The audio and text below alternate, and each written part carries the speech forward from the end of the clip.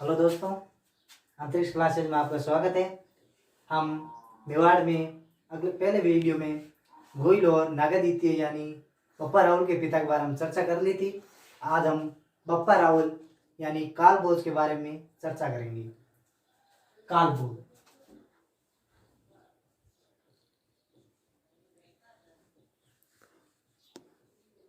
कालभोज या मालभोज।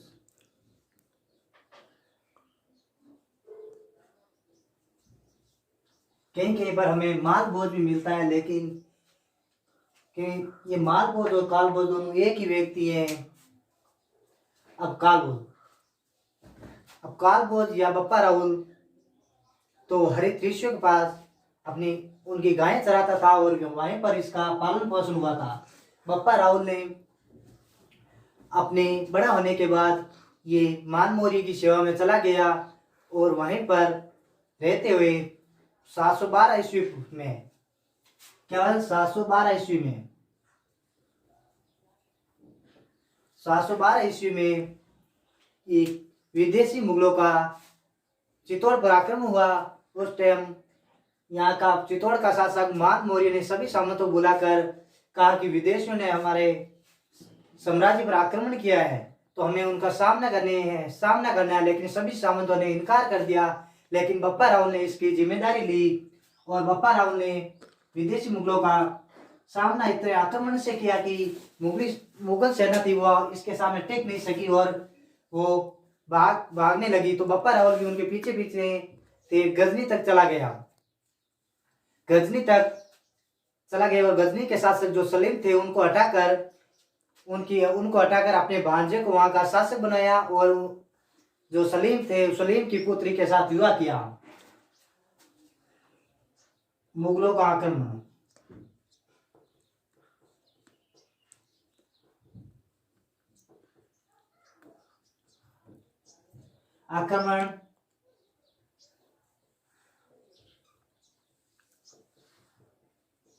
कालभोज ने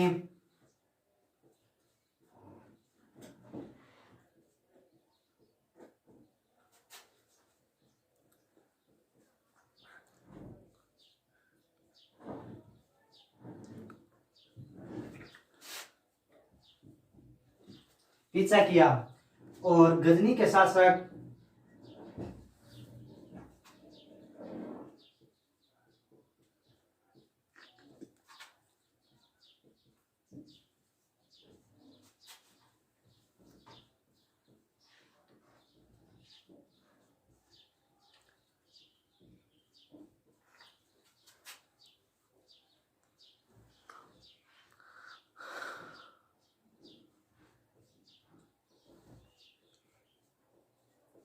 अपने भांजे को वहां का शासक बनाया और सलीम की पुत्री के साथ विवाह किया।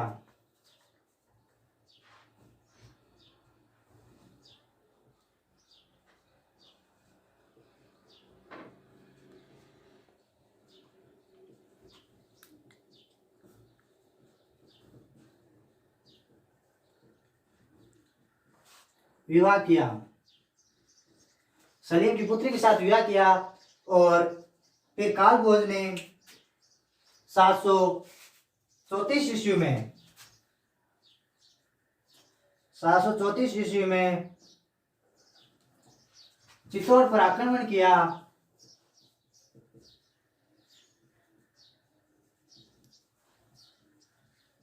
और चित्तौड़ के शासक मान मौर्य को हराकर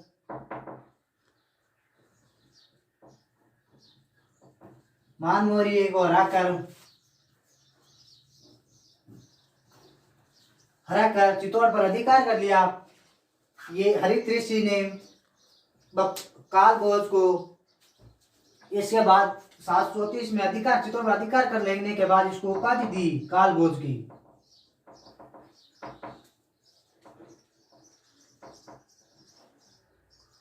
कालभोज को बप्पा की उपाधि दी।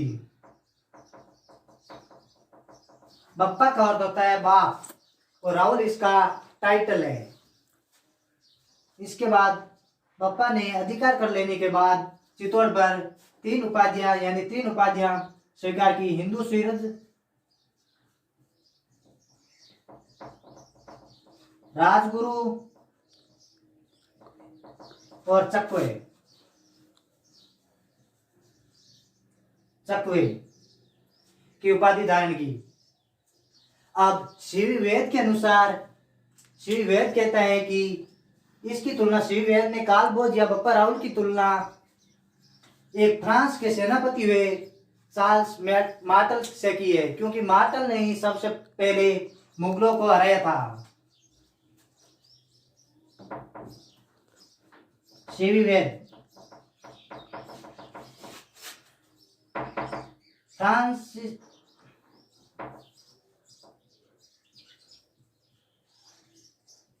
फ्रांसीसी सेनापति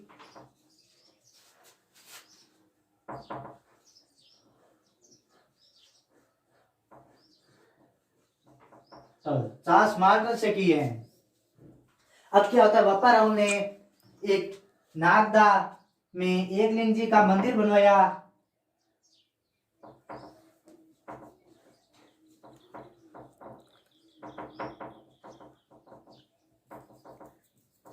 बप्पा राहुल ने एकलिंग जी का मंदिर बनवाया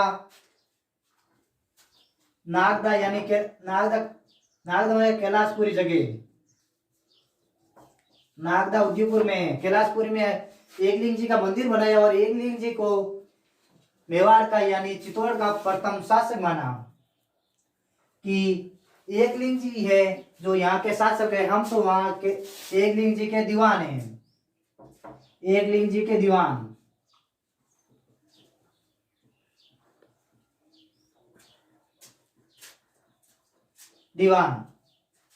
अब क्या का एकलिंग जी के दीवान अपने आप को मानते थे।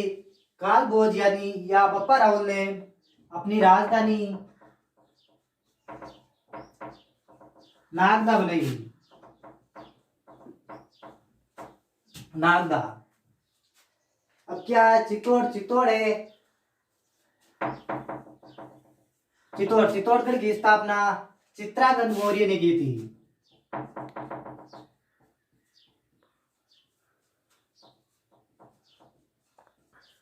मौर्य ने की 2री शताब्दी ईस्वी पूर्व में।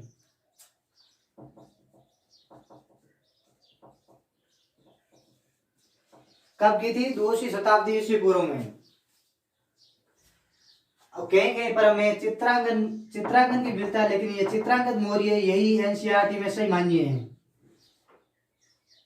और इससे चित्तौड़गढ़ दुर्ग का निर्माण करवाया था चित्रांगद मौर्य ने। और कालभोज के बारे में एक किंवदंती चलती है कि कालभोज 35 मन का तो अपने भाला रखते थे पास में और 32 हाथ की धोती पहनते थे और 4 बकरे एक साथ खाते थे। क्या कहते हैं? 4 बकरे एक साथ खाते थे।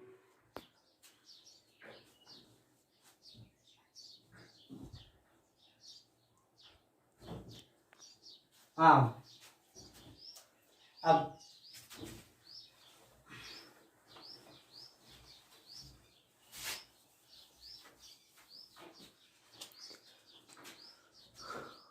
कालभोज या बप्पा राहुल ने सिक्के चलवाए, सोने के सिक्के।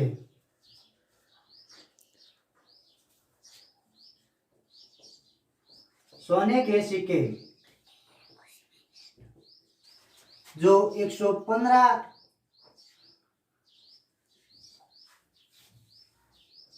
रेट के होते थे।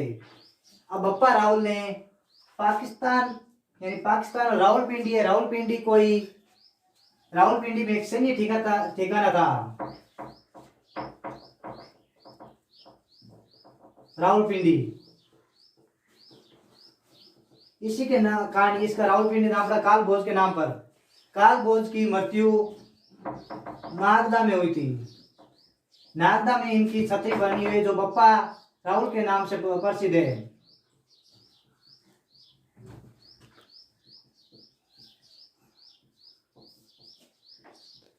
बप्पा राहुल के नाम से प्रसिद्ध है। इसके बाद शासक वो अलर्ट है, इसके बारे में हम अगले वीडियो में चर्चा करेंगे।